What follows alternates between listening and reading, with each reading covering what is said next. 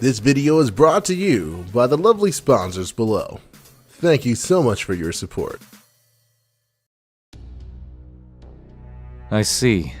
So Hinako has perished as well. Just goes to show, you never send a woman to do a man's job. They even managed to survive the poison. And it would have gone so well if Foxy didn't play with her food so much. She's standing over there. By the way, Kadok, there's been something that's been bugging me lately. Your lost belt and servant are gone, and you survived. Yes? What about it? I mean, it's a good thing, right? One of our fallen comrades is safe and sound with us. But you see, why are you living, Kadok? Huh? Wasn't your servant Anastasia the one that personally trashed Chaldea before the bleaching? In other words, Chaldea's mortal, bitter enemy. It's weird to see you, her master, come back here without a single scratch, don't you think? Are they really that soft? Or maybe you're thinking of crossing over to the other side? That nastiness of yours is so like you, Beryl. And it makes me feel more relieved instead. Oh. If I had switched to Chaldea's side, I would still be eating bad prison food on their shadow border by now. Besides, it's not like I'm worth anything to them. I was ignored for being a loser. So I'm just a defeated master who managed to make his way back here. I see. A loser, huh? That does have me thinking. Who exactly are the real losers? The ones who are dead? Or the ones sent packing with their tail tucked between their legs? Beryl. Kidding! Just a joke. Happy to still have you on board, Kadok.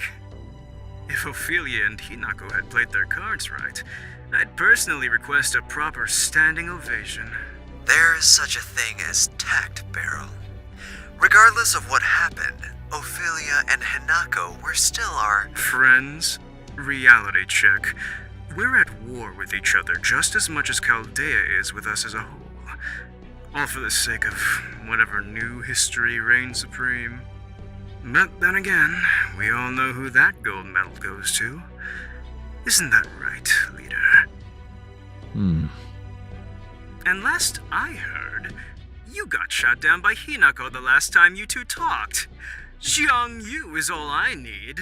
The tree is meaningless. Some friend. All right. I know when to shut up. Kadok, having fought with them and survived, what is your impression of Musaki Hajime? Me? He's ordinary at best. Hard to believe he's so qualified to be in command of everyone. He's just as much a loser like myself. Same goes for that four-eyed engineer Ryusuke. He wouldn't have gone far if not for the help of his allies. Exactly! It sounds like he relies too much on their strength. Servants and magi included. Even though he has little to no talent. And they're expected to follow his lead? It's frustrating. What about you, David? Let's see. From the looks of things, he's doing rather well. When one stands on the battlefield, they must be ready and armed with a clear weapon. And that weapon may well be the allies he confides in. However, wielding such a weapon also requires the need to master it. He relies on it merely because it's the only thing he has. Reliance based on luck, and no trust in it, let alone the wielder's ability, can only get him so far. With time, there will be a breaking point. Perhaps this can work in our favor. Do you have a plan? Musaki Hajime harbors a heavy burden. But in time, he will see he is fighting a war he cannot hope to win.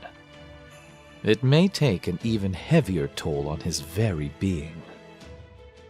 Something which I cannot allow to go to waste. You're not serious. I regret not doing the same for his sister when she was imprisoned here. But had it not been for the independent harm already dealt to her by the alien god's apostles, perhaps her defection to our side could have swayed her brother. Well, that's a bargaining chip we just don't have now, do we? I cannot bring back his sister, but I can grant him closure and relief. The utopia I oversee will embrace him with open arms, should he accept. And if he doesn't? Then I will honor his decision and grant him a view of the stars before striking them down. How polite. Koyanskaya, I have a favor to ask of you. Sure, sweetie. What do you have in mind? I wish to share a means of communication with Musaki Hajime. Whichever one of the remaining Lost Belts he and his group will enter, I would like you to deliver it to him. Or, should he not be present with them, through the hands of one of his allies. That said, I would prefer none of them harmed by you should you encounter them. I'd rather not antagonize Musaki Hajime before he hears my negotiations. That's asking a lot, Kirshi. I may have to raise my fee. Will it be possible? Fine. I will do my best to restrain myself. Then it is settled.